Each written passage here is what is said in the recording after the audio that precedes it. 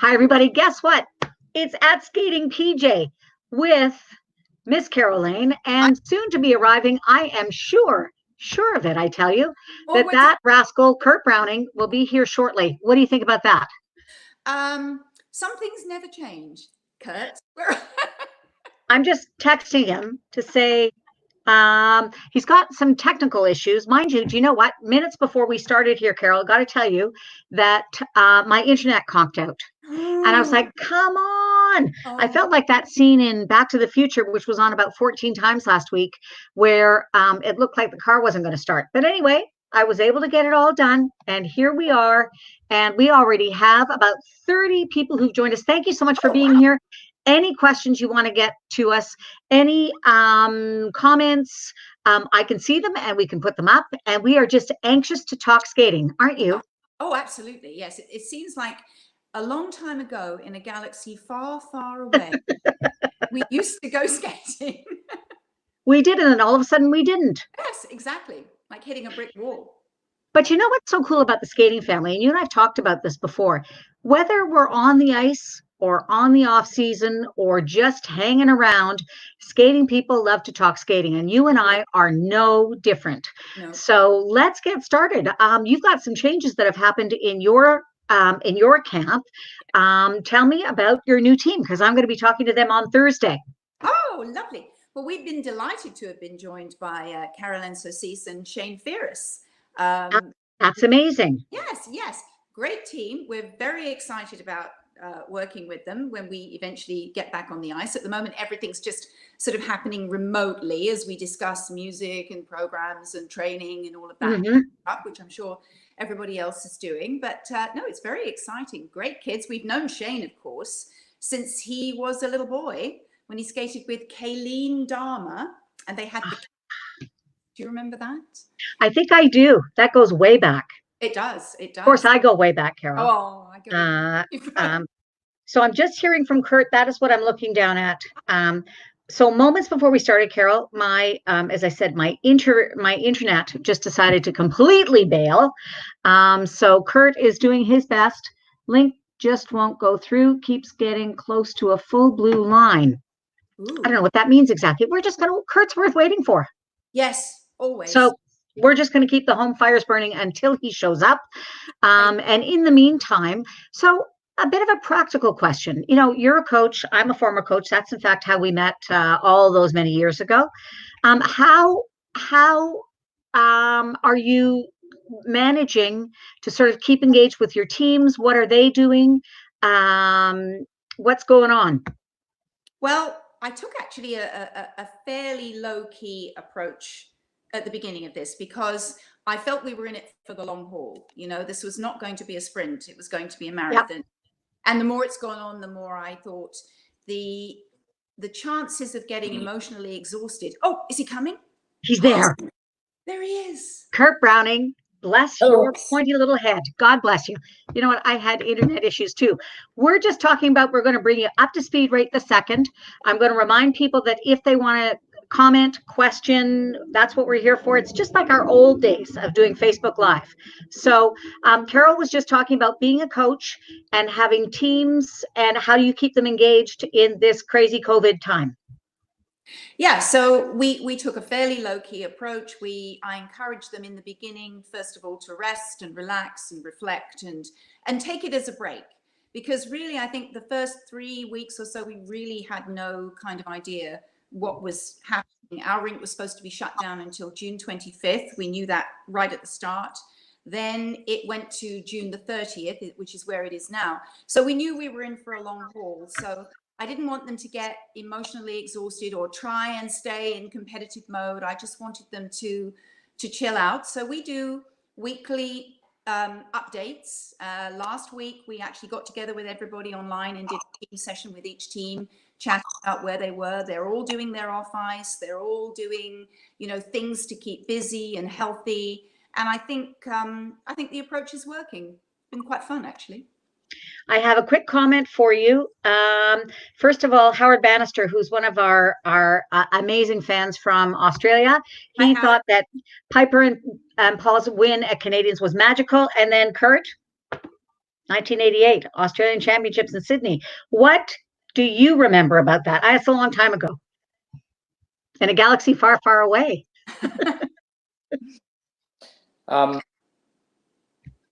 First, I'll just double check that you guys can hear me. Yep. Yes, we can. Yeah. Okay. I do remember skating there, and it was kind of embarrassing. I believe I was world champion at the time, and I think had I been in the national championships for Australia, I think I would have came third. My exhibitions were not that strong, but I'm glad that you enjoyed the quad toes in practice. It's too bad I didn't do much in the actual show. Well, here's a nicer comment. And if apparently Howard really liked seeing you, Sonia, it's really nice to be back together too. We have really missed being together. I can tell you, Elizabeth Cardosa Taylor, who's always in touch with us, she says the same thing.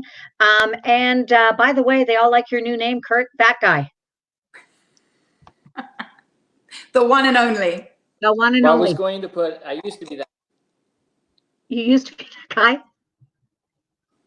You're having the same internet issues I had, Kurt, which was just crazy. It's that wind out. It's just bananas.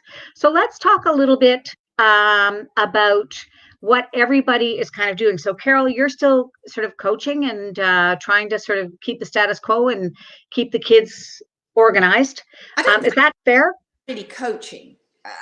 We're still doing music preparation and all of that kind of stuff. And I set them little tasks at the beginning of every week, but more fun things. Yeah. For example, this week it was which 3 people, if you could choose 3 people in the world to have lunch with, who would they be and what questions would you ask them? Who would you have lunch with? Oh, gosh.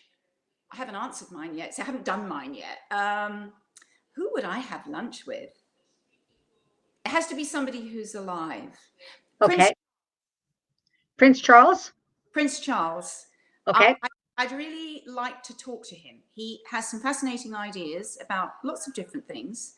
And I think it would be very interesting to, he's had such a different life experience than practically anybody. So it would be interesting to hear how he goes about things and his opinions on things. I would like that. He would be one. Do you know who I'd like to talk to? Dolly Parton. Oh, God, she'd be fun. Wouldn't she? Because she's amazing in terms of what she's done. Kurt, I think, is coming back. We're just going to hope that his internet holds. Kurt, how are you? He's still frozen. It's unlike Kurt to be this good. quiet. Am I back? Oh, there you are back.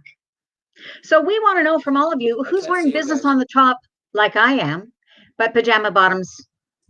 That's also what I'm doing. Yeah, I'm the same. So if you want to get back to any of us by Twitter, you can absolutely do that. So business on top, pajamas on the bottom. And in case you're wondering, here are our Twitter handles if you want to be in touch by Twitter.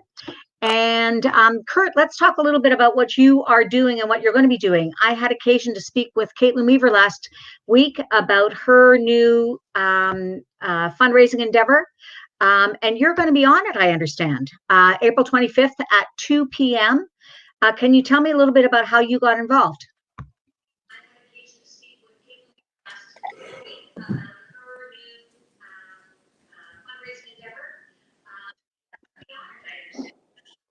Cool. You're cutting out really badly, so I hope I'm answering the right question.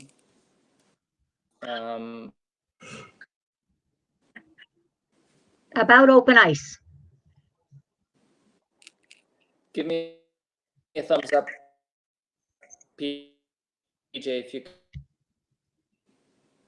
You're cutting out a little bit here. So basically,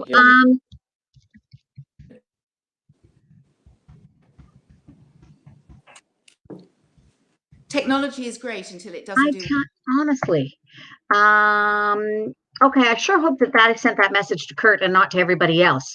Basically, Kurt is going to be on the Open Ice live show that Caitlin Weaver has put together.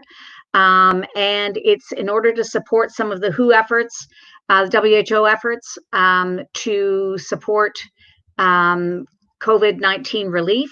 So he's going to be part of a cast of thousands taking place on April 25th at 2 p.m. Eastern. So go to openicelive.com for more information. And let's see if Kurt's gone to a different place. Let's see if it works. It's called Tech Hates Me. So let's see if that'll work for him.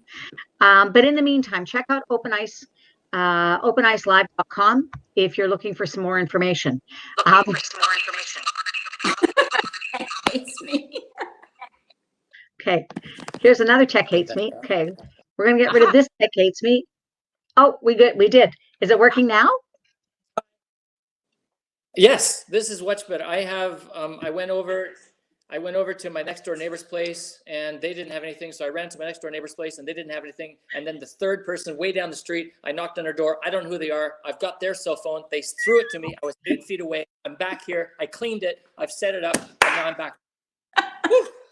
And now you're in quarantine for another couple of weeks because you went to somebody else's house. I'm just saying, Kurt. Okay. Asking that was. We are so delighted to have you back. Okay. Kanishka wishes he could send his Wi-Fi to you, Kurt. Kurt ditched the laptop. That's from Sherilyn Johnson. Maybe Kurt's boys are hogging the Wi-Fi. Just saying. Wouldn't be the first time that kids are just doing kind of stuff. And this is a great comment for you from Gina.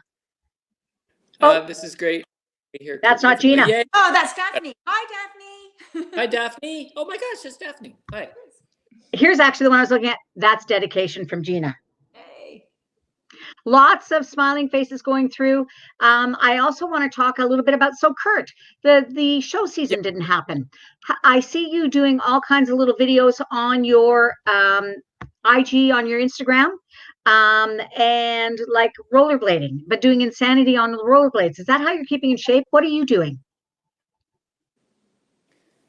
I'm rollerblading for fun. I think that to actually rollerblade to stay in shape, you need. I mean, you can get a slight hill and work up it. You can kind of feel what it's like to skate, but you know, I hate to say it, but nothing does what the ice does. That's right. And so I'm doing those skating things for fun, to get a little exercise, get outside, and to kind of put a few things out on the internet, just to, you know, like, we're all in this together, and what do I have to offer?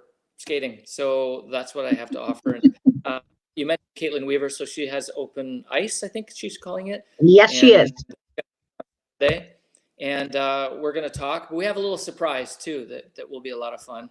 And I'm looking forward to working with Caitlin. She has such a great energy and she has such a positivity about her. And so I'm looking forward to our talk on Saturday. So Caitlin is also, what was that? I've learned my lesson. I'm going to set up my internet and send my children somewhere safe. Somewhere safe. So basically, if people want to have more information on this whole thing, Open Ice Live, April 25th at 2 p.m. Go to openicelive.com for information, but there's more. Here we go. Caitlin Weaver is also going to be on Instagram Live with Jacqueline Dury, which is the @CBC Olympics page, on this Friday evening at 8:15 p.m. Eastern time. Make sure you check that out. And then one last amazing commercial. Okay, let's see if I can do this right, because it involves 2 buttons. You ready, guys? Are you sitting down? Okay. Wait, here's button number 1. And then here, okay, here's button number 2. Come on now. You got to be impressed. That figure skating show. Awesome. Catch it on the CBC Sports YouTube page. Okay. From Grand Prix recaps to best outfits to controversial moments, that figure skating show with our pals, Dylan Moskovich on the right, Asher Hill on the left, always entertaining, the CBC Sports YouTube page. So let's talk a little bit about the season that wasn't. How do you suppose that it affected the skaters who didn't get a chance to go to the World Championships? What was that like? Or shall I go first?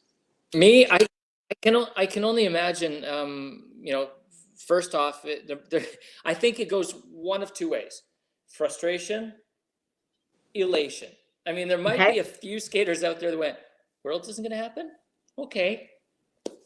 Whew. Like, you're either injured, you're not ready. I mean, let's be honest, every once in a while, there's going to be a skater who was kind of like dodged a bullet there. But let's face it, absolute frustration and sadness, maybe even. I mean, we all know how much goes into getting ready for those moments that come so rarely in our careers, and to lose even one of them, it's priceless. And we don't get very many chances to prove ourselves or to make it all seem worthwhile. I mean, we're supposed to say the journey is more important than the destination, but it's really fun to arrive somewhere, let's face it. So they must be frustrated, right? I think the worst part for me, and I think Piper and Paul too, was that last week, the week before we were supposed to go, when it was so up in the air and trying to train and keep the same, and again, as you say, Kurt, you work all year. Everything you do is a cumulative process towards that 1 week. You're building every competition you do, every change you make is in order to peak at that moment in that week at Worlds. And trying to just hold that when you have a pretty good idea that it's not going to happen. And we did that once before when they had the tsunami in Japan and Worlds was supposed to be in Japan in 2011, and it was postponed, and it ended up being Russia in April, and it was so difficult for the athletes. So this time, actually, to me, the biggest feeling when they cancelled it was relief. Like, we can stop. Okay, we don't know what's going to happen next. We don't know, but we can at least right now stop and review. But it was that last week was truly dreadful. Well, and it's hard too, because it was hard for us too, because we were all going to be at the World Championships in Montreal. And, as a writer, I'm kind of watching to see who am I going to pick to be champions, and what is my research going to be? Because part of my job was to be there to support you guys. So, it was kind of a strange one. And I really felt for everybody. I mean, I felt for Skate Canada. I mean, I cannot even count up the untold number of man hours that went into trying to put it together. And then I can't imagine, the decision has not been made, I don't think, but I cannot imagine if it will, that they're going to even consider doing another Worlds in this coming season. Like, I mean, to make up for this Worlds, not a new Worlds. That they're not going to. Oh, they did. Okay, I missed that. I'm sorry. So I can't imagine that it would feel right for anybody. No. If it happened, within a month, or 8 weeks or whatever, but in September, October, and then what? Skate Canada next week. Yeah. It would be very, very. Not do it. And it was really sad for Skate Canada, because all the Canadian team had gone a few weeks before to the Bell Centre in Montreal to have a training day.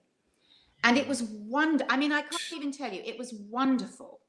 The venue was great, and they gave us a tour, and they were so proud of everything that they'd set up, and it really was going to be beautiful. It really was.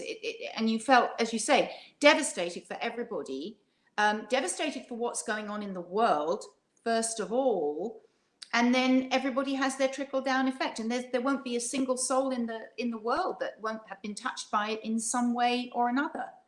It's just such a monumental happening.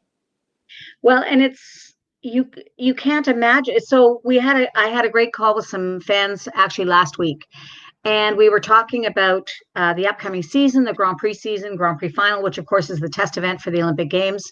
Should have been in December in Beijing.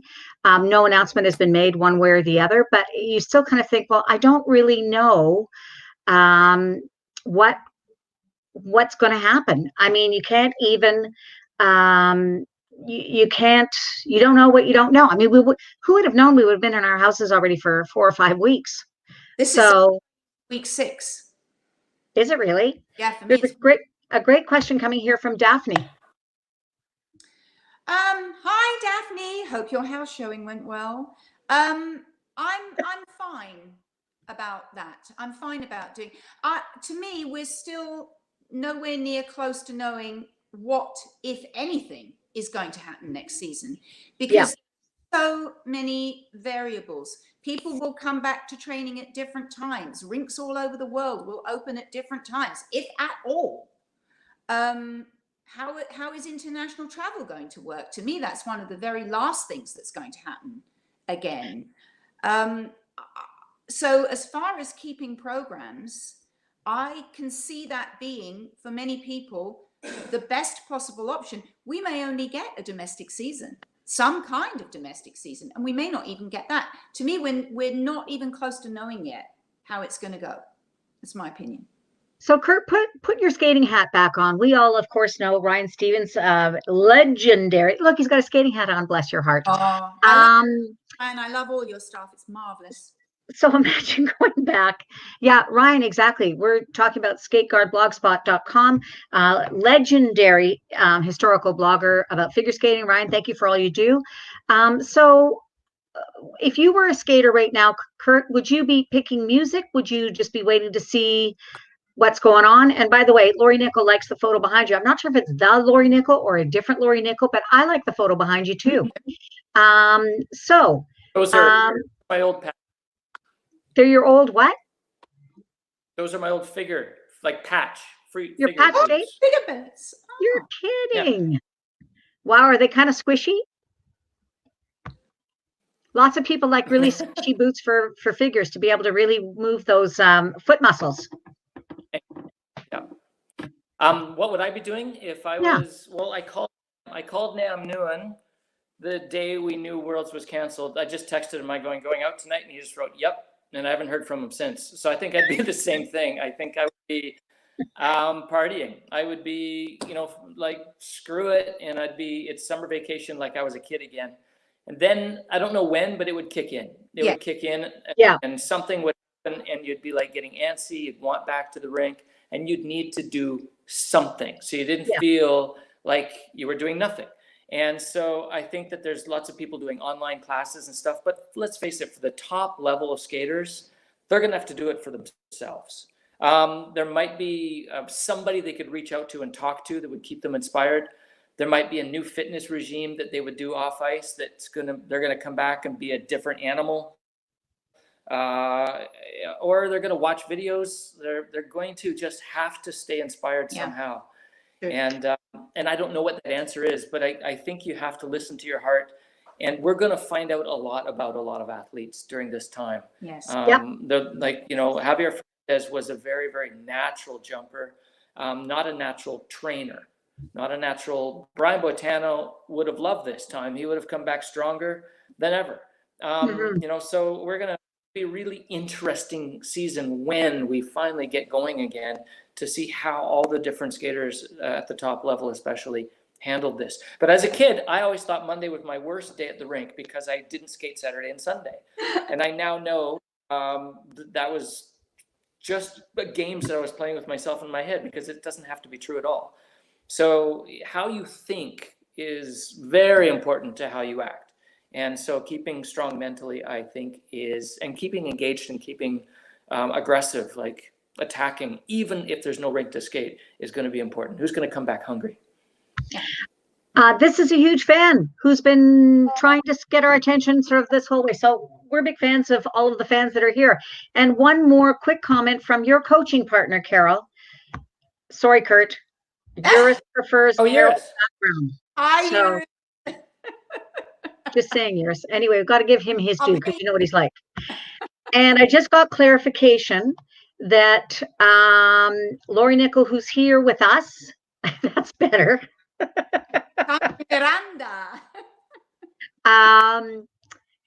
And one of the things, actually, this is a great point, Howard, for those of you that are kind of new to skating, or you just like me, you like to watch things over and over again. The ISU website has some great, and their YouTube channel has some great content. So you can always go there to get your fix. One of the things that Carol and I talked about, Kurt, you don't know this, but you're about to find out. Carol and I talked about assigning homework for the next time that we all meet. and share with us on Twitter one of your favorite skating program links from YouTube. So Carol had a couple. Carol, what was the one that you were talking about that you and I had said? Oh, John Curry, I think. Was it John Curry? Yes, John Curry's 1976 Olympic performance to Don Quixote is an all-time classic. Just off the top of my head. And my favorite, I got all my kids to review Torval and Dean's programs. And I started them off with my favorite, which is Encounter. And they all went back into the archives. And, you know, there were a lot of programs. I mean, Torval and Dean have a huge body of work. So it was very interesting because there was you know, they're the famous ones, Bolero and so forth. But then there are a lot of, you know, slightly lesser known ones that are absolutely spectacular. And they got to know all of those. So that was a really fun thing to do. Kurt, do you have any particular skating programs that even in your mind you like to rewatch? The of my own, or just Can be anybody's. Because some of my favorite ones are yours, by the way. David Jenkins, Dick Button, Donald Jackson. I mean, when you go back that far and you think, well, yeah, Yuzu and, you know, Javi with all the quads and everything, but damn, I mean, when you go back and look at what those guys were doing and how they were doing it, it's really a fun hole to go down and watch. There was a game that that I played on tour one night, and we've done it a few times since, where you get a bunch of skaters around and you have some milk and Kool-Aid, and you get on the internet and you have categories, and so you set a framework, and then you go off and choose your favorite skate, and then you come back and you compete against everyone else in the room with your skate. Ooh. So it could be ladies, or it could be wide open, or pairs, or whatever it might be. And so we competed that way. So you go off the internet, and then you come back and you're like, I choose this one, and you play it. And then at the end, you vote for somebody else's other than your own, and somebody wins. Cool. And Dylan Moskovich picked, I think, Casablanca or something from my skate. And I'm like, no, I'm gonna kick your butt. And I chose Donald Jackson's long program when he did the Lutz. Oh, and I won, so Donald beat me. So then I beat Dylan. It was confusing, but it's a fun game to play. It's a very geeky figure skating game to play. But you set your parameters, you go out and you find, and then you compete against each other. So you could have Jill Trenery, because we've been seeing her picture, versus Caitlin Osmond, and it's kind of fun. Yeah. Do you know, I got to tell you, Jill Trenery's dresses, some of the most spectacular ever with that meeting, honestly. And actually, Sherilyn Johnson, Kurt, has a very good question for you, specific to this game. How many hotel mini bars? Remember your life. Let's just say we wore out the carpet down the hallway to Dylan's room. To Dylan, you know, that Dylan Moskovich, right? From that skating show, for people who don't know him, should I show them the picture again? Probably, okay. Right? Just so they can see him. Yes. See, the guy on the right. There he is. Actually, they're both rascals. I'm going to take that back. If Asher had been on the road, there would have been all kinds of mischief going on with him too. So I think that it's fascinating to watch, and people get really kind of tied up in the whole notion of then versus now, and that now is better than, and it isn't. There's some amazing stuff that was going on. Yes. Do you guys feel like I do, that skating really is part of a family? I've always said that it doesn't matter if you've been a skater, you could almost go to any rink in any place in the world and walk in and ask a few questions, and you'd probably find, if not someone that knew you, then someone that knew someone that you knew.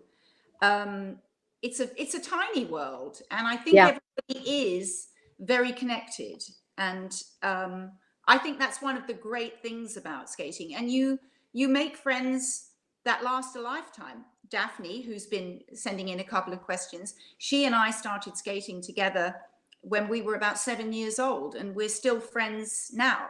Very good. Wow. Friends.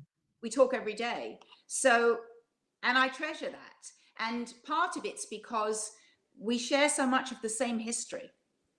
You know, we have that connection that you don't have unless people have lived that life, I think. And that's true. I'm sure it's true of many other things, but definitely in skating. So, Kurt, what is the most interesting thing for you about traveling the world, in shows particularly, but then also as a commentator? Just missed one word in that question. Something about traveling. Sorry. So, what is the most interesting thing for you? The most interesting aspect about traveling the world, both in shows and as a commentator? What do you like about being involved in the skating business? I'm a terrible traveler because I go there to see, I go all the way to, France to see skating people in the hotel lobby. I'm the worst. Thanks to So who took to go see things in Korea. If it wasn't for Carol, I wouldn't have seen Korea. And I think that I'm more motivated by what we were just talking about the friendships and the memories and the laughter. I love the things that happen in between moments, in between worlds, like it's the rehearsal after worlds for the gala, the friendships that happen on the ice, the jokes, the inside jokes, all that stuff. I'm addicted to it. And I think that when I finally do not do shows anymore, that is what I'll miss more than anything. Because I can get on the lake, or I can go blades on, or I can go to the rink and I can still skate. It won't be what it used to be, but it'll still be skating. Yeah. Carol still skates every day. PJ, you skate too. And they can't, well, things can take that away from you, but the friendships and that camaraderie, that I'll miss. And I'm lucky because I get to work with television and you guys, but also through choreography and through performing, I stay a little bit tethered to the skating world. yes. And I love skaters. They're so much fun. They're interesting, fun, good people. They certainly are, and they're also the correct height as far as I'm concerned, as far as humans should be. Because every time I go work with another sport, I look and I go, you are simply unnecessarily tall, because I feel like I'm completely human size. And then because I look everybody in the eye, I look up a little bit to you, Kurt, but not like basketball up. And then I, start talking to volleyball players and basketball players, and I think, come on, people. Anyway, everybody can be the height that they are, but I just love the fact that in my skating world, I feel like I'm normal size. But I think lately, they do think skaters do tend to be smaller. I think generally, Yeah. maybe not the male pair skaters, but skating is kind of a little bit easier if you have a compact body. And I think on television, people think, oh God, they're tall and and then they see them if they go to a live competition. And I would encourage everybody, once we get back to whatever becomes the new normal, if you've never been to a live skating competition, go and see one, because it's a totally different experience to watching it on the TV. Totally. You see things and learn things that you just don't see when you're separated by that screen. But it's a wonderful experience. So if you get that chance, do it. And do it today. Don't do it today. The interactions with the skaters and the skaters and their coaches before they step on the ice. Remember a certain ice dancer from Canada getting a little bit snarky just before the free skate at a certain place where you and I went to a shrine. Anyways, that sort of stuff. You only get that.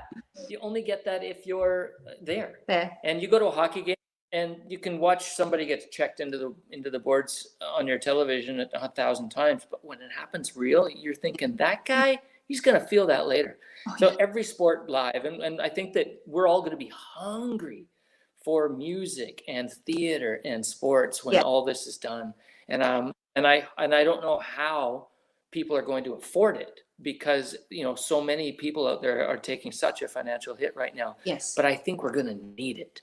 Yes. As a culture, we're going to want it and need it. And so I hope figure skating can survive this strong, and because the athletes are beautiful people and artists and sportsmen at the same time, and it's always been a sport that I've loved, and I want to be a cheerleader for and support. So Kurt, Nicole Maurer West, former student of mine from Mississauga Figure Skating Club. Holla! Anyway, she loves your singing in the rain. How difficult was it? I want to know that question too, to feel the edge with so much water under your blades.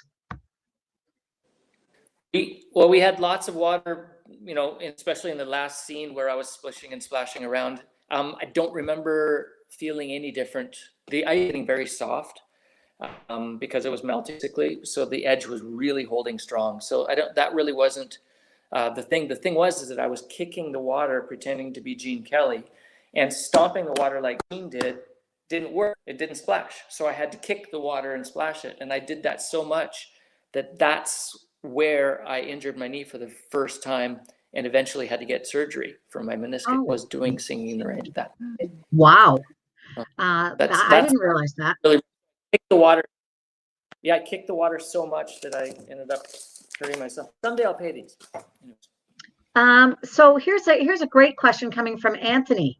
And it actually pertains to both of you in a way, but it's specific to Stars on Ice, but from Rhode Island, maybe.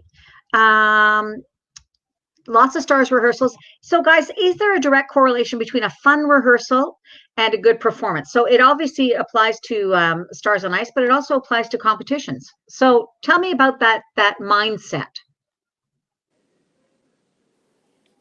Are you talking about Anthony's question? Yes. So the taking a fun rehearsal, does that translate it? Pardon me?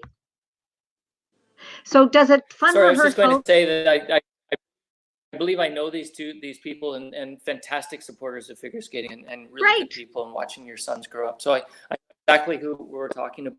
And I think that the energy that you create during rehearsals or practice for a football team or whatever it might be, Carol, you work with teams, single skater, but even still, there is a kinetic and a emotional energy that you can take with you from Canada all the way to Russia.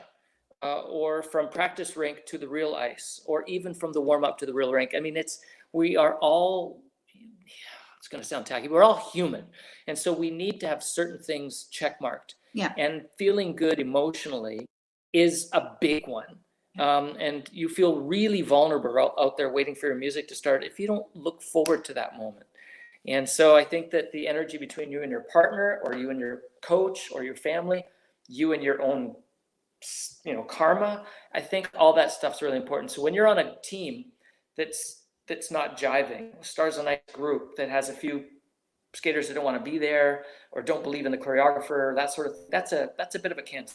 And that one apple spoils the bunch thing, I believe it. The older I get, the more I believe that's true, that one person can really throw off that beautiful harmony. Carol, what do you say about a fun rehearsal or a happy skating practice before a competition? Does that impact the performance in competition? Yes, I think it does. It all, again, you're trying to build everything through the practice process at the competition towards skating your best in the event. And pretty much when you get there, you know what to do. The muscle memory is there. You're trained. So the confidence level, to me, is almost the most important thing. And it only takes one tiny thing to throw it off. So we plan the practices at competitions very, very carefully to try to make sure that whatever they do, it's contributing to the feeling of, I can do this, I want to do this, I'm excited to get out there, But I think everybody, every coach, and I'm sure every skater breathes a sigh of relief when they get off their half an hour, 40-minute, 20-minute practice or whatever it is, and thinks that was a good one.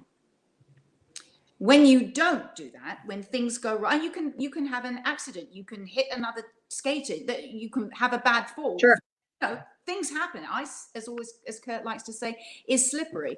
So then it means you have a lot more spade work to do in the gap to try to bring that back again. So I think it's very important. Yeah. There are two more quick questions before we go. Kim Palmer wants to know if you guys still have your scribe from Patch Days. For those who don't know what a scribe is, it's kind of like a thing that, what would you call it? Like draws a circle. Protractor? Okay, let's go with protractor. I was never good in math, so I'm not sure. You guys have your scribe for, and you could like lengthen it. I honestly, when I was little, I thought that was maybe the coolest thing ever. And there were kids at my rink that had like their names engraved in it. Ooh. That We up the fancy. and we Yeah. actually still use it. You still use it? Yeah, we do. John will quite often do a figure class in the mornings to get kids to really understand the concept of circles and that stuff. Every once in a while, we'll use it. Yeah. And Thank goodness, Lori Nickel. I was just going to say, Lori Nickel, not our friend Lori Nickel, but a new friend Lori Nickel said that it's called a compass. Oh, there you go. Come. I knew it was one of those two math. Honest to goodness. Okay, so I have to, Not a okay. And then our final question, but if you guys want to continue leaving questions online, I will surely answer them. This comes back to Ryan Stevens. It always leads back to Ryan. So Kurt, can you read that, or do you want me to read it to you? That's great. Any tips for practicing camel spins in a small room without hitting your leg on your bookshelf? It's a COVID tip. Well, I think you can take a note from my camel spins in my career. Have a bent leg. There you go. That does everything, doesn't it? You guys have been absolutely outstanding. Don't forget, if you want to get a hold of myself or Carol or Tech Hates Me, Kurt Browning, those are our handles on Twitter, CJ Lane Coach. Kurt Browning, well named, my friend, and at Skating PJ. If you want to make sure that you get everything about the skating season, then check out our friends Dylan Moskovich and Asher Hill on that skating show. That figure skating show rather, and that's on CBC Sports YouTube. And then of course, here's the skating homework from Carol Lane. We want you to share with us on Twitter one of your favorite skating program links from YouTube. Carol, Kurt, am I going to be able to convince you guys to do this again? If I can still wear my pajama bottoms, absolutely. What do you think? Tech Hates Me? Is he in? I can't tell. He's in. You're in, Kurt, right? To do it again sometime? He can't hear us. We're going to vote in for him. Carol, I'll start and you're going to what? I'll use my cell phone, not my iPad. And make sure the kids are off the Wi-Fi. That's what I did with my kids. I don't have any kids. All right, I do have kids, but they're not on the Wi-Fi. You guys have been amazing. Fans, thank you so much for joining us. This has been wonderful, and we will see you again soon. Thanks, everybody. Bye. Bye for now. Hey, get a rink someday.